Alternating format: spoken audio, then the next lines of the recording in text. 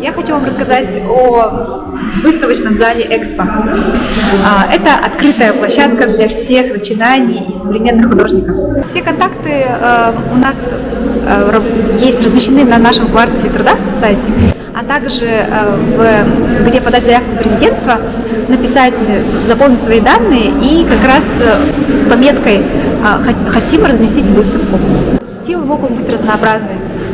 Мы рамки никакие не ставим для наших художников, поэтому все свободное творчество, мы можем рассмотреть любые заявки и с вами индивидуально отработать вашу выставку.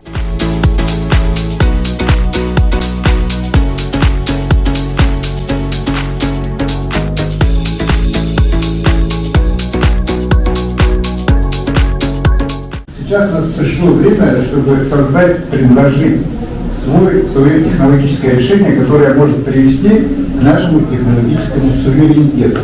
И мы планируем создать около минимум 20 тысяч кинозалов на территории страны с помощью нашей технологии. Вот когда разрабатывается, например, мобильное устройство, телефон, да, из каких комплектующих это собирается? У вас iPhone все равно экран у него от Samsung, аккумулятор там чей-то и так далее. Самое главное – это технология, каким образом там работает вот это цифровое решение и так далее. У нас здесь действительно комплектующие китайские, но такого решения нету нигде в мире, где сервер находится в одном корпусе с проекционной частью там, и так далее. То есть мы создали намного доступнее аналог DCI-технологии, которая сейчас прокатывается, работает в кинозалах во всем мире. Вот эта система DCI, которая работает по всему миру, она ориентирована на крупные города. Она не может просто по экономическим своим возможностям работать в маленьких населенных пунктах. У нас на территории России порядка 150 тысяч населенных пунктов, считая там очень маленькие деревни, 40 тысяч домов культуры. Почему мы в этих домах культуры не показываем свое кино? Это же глупо. Это мощная инфраструктура, которая просто уже создана. Есть крыша, есть кресло, есть звук. Нам достаточно поставить эту коробочку для того, чтобы там показывать кино. А DCI-технологии туда невозможно установить, потому что она работает, если по-простому объяснить, как Макдональдс. Макдональдс невозможно привести в деревню, потому что их вот это вот стандарт работы, он не переживается в маленьких населенных пунктах. То же самое здесь. Вот эта вот технология показа DCI, она может работать только в более-менее крупных городах. Вот и все, весь ответ. То есть в маленьких населенных пунктах, где мы сейчас планируем от 500 человек, где проживает, существует дом культуры, в любом можем уже организовать этот кинопоказ. Благодаря вот этому? Благодаря вот этому, да. И цифровой платформе. То есть мы сделали цифровую платформу, которая работает со своей вот системой, да, то есть некая такая экосистема. Вот, допустим, тот же стандарт DCI, он не имеет своей цифровой платформы. Там все по отдельности, есть огромное количество посредников. Вообще, что такое кино?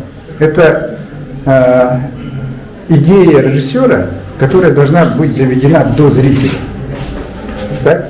И между вот этой дорогой стоит огромное количество посредников, которые зарабатывают на этом деньги.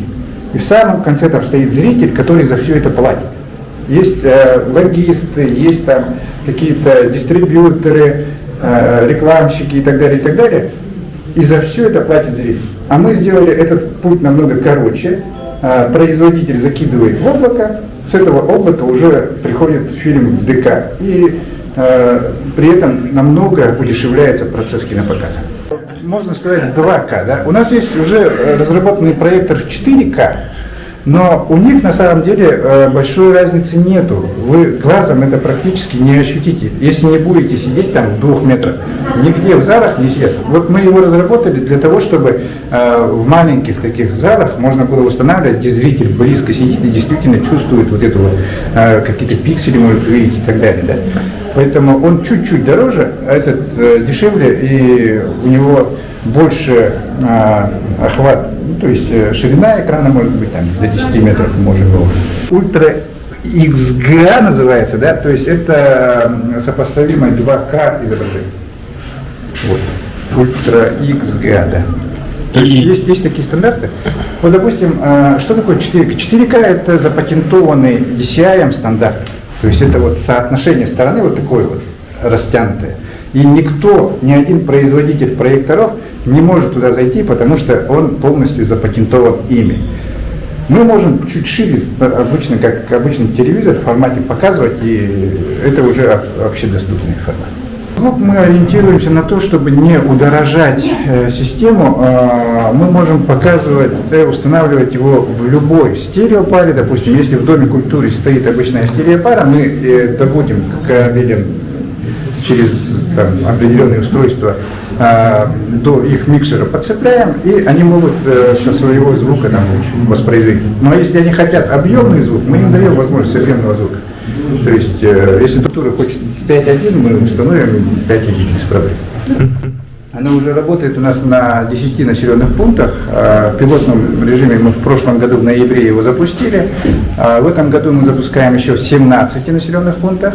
Глава сказал, что цель у нас порядка 200 залов на территории республики. У нас заявок очень много, в том числе даже вне республики. Допустим, из ДНР у нас 34 заявки уже лежат. Но там очень большие дома культуры, куда мы должны разработать побольше, помощнее проектор, который будет со сменной оптикой, он будет не в зале установлен, а будет стоять в кинобудке.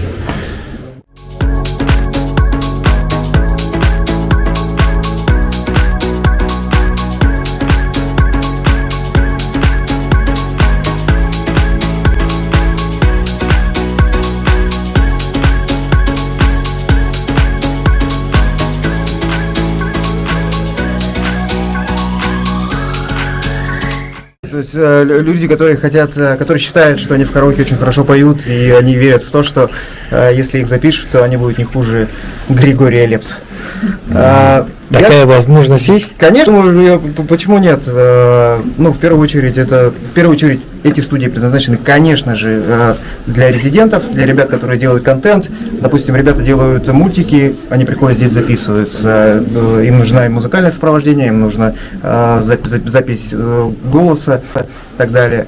Ребята, которые делают игры, это, конечно, в первую очередь. Если есть желающие со стороны, то мы, конечно, рассмотрим любые варианты. Студий, которые помельче, их в городе достаточно. Но если очень захотят к нам, то почему нет? Мы готовы рассмотреть, и наши звукорежиссеры достаточно квалифицированные. Они смогут сделать из тех, кто думает, что он Григорий Лепс, приблизить его мечту.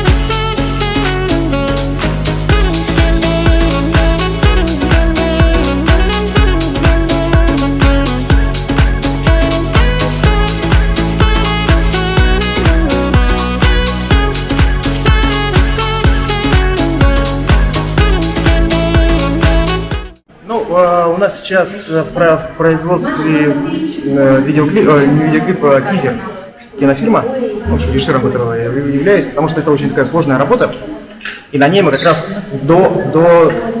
дотачиваем те возможности, которые она должна нам давать. Потому что очень много вопросов, еще очень много проблем, потому что это не микроволновку готовую купить, мы ее практически сами доделаем, где-то приходится программировать, где-то приходится решать тонну задач.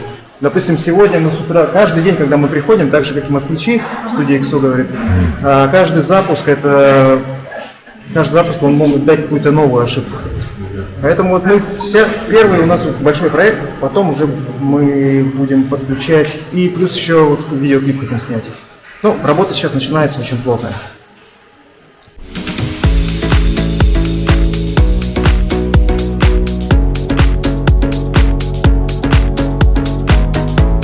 Если, например, раньше создателям фильма приходилось в ночное время арендовать кинотеатры и просматривать, записывать на бумажке, потом дорабатывать, то мы предлагаем эти площадки для того, чтобы они могли... И процесс создания фильма намного уменьшался.